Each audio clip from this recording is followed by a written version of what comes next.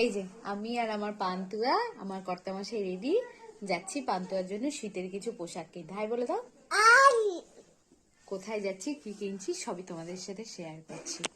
এই যে আমার কর্তামশাইকে দেখাচ্ছি, ওনার তো হয়ই না, আমাকে আগে রেডি করবে। এই যে হাই বলে দাও।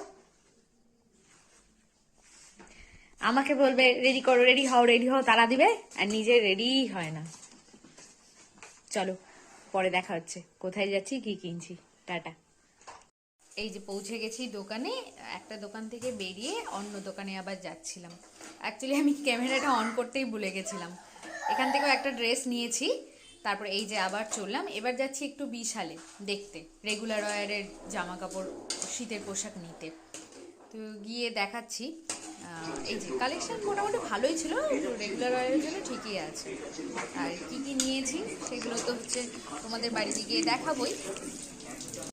এক ব্যাগ শপিং করেছি, চলো তোমার সাথে শেয়ার করি। এই যে চলে এসেছি বাড়ি, ক্যামেরাটা খুলে লাগছে তারও। এবার ঠিক আছে, চলো তোমাদের সাথে কি কি নিলাম সবগুলোই শেয়ার করি।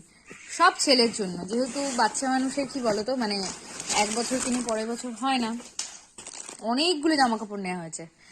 এই ভিডিওটা দেখালে অনেকটা লেন্দি হয়ে যাবে, এরপরে ভিডিওতে তোমরা যদি দেখতে চাও তাহলে কমেন্ট করো, অবশ্যই দেখাবো। এই একটা দেখিয়ে দিই, এই যে হুডি, টুপি, এইসবই নেওয়া হয়েছে। যদি দেখতে চাও কমেন্ট করো, অবশ্যই দেখাবো, আদারওয়াইজ দেখাচ্ছি না। চলো টাটা।